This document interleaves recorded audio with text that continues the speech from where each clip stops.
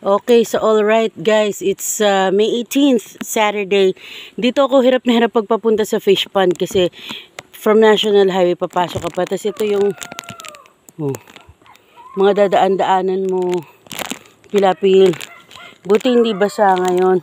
Tapos ito yung parang yungib na, ewan ko, forest na parang daan papuntang Biringan. Oh, diba? Ew, parang may mga diwata. Nasty. Nilaloko-loko ko nila Krisana, nagbe-make voices sila, no? Dahil baka daw may makita ang diwata.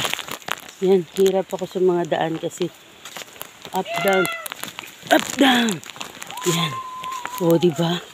Talagang hindi ka bukiran, kundi ka gubatan. Mataas din tayo yung mga balahibo ko.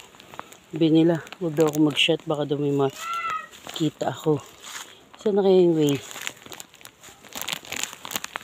So ito, pag maligaw ka, yari ka. Oh, yung iba di ba nagbabaligtad daw ng damit? Paano mo babaligtad dito? Baka masalipan ako. Ooh, creepy. It's like the Amazon Virgin Forest. Nature at its finest. Dilim.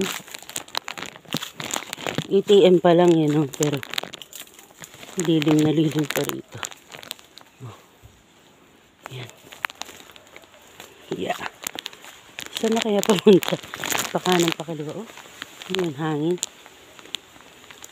Basta sundan mo lang itong trail. Bahala na kung pakanan pa kaliwa. Yeah.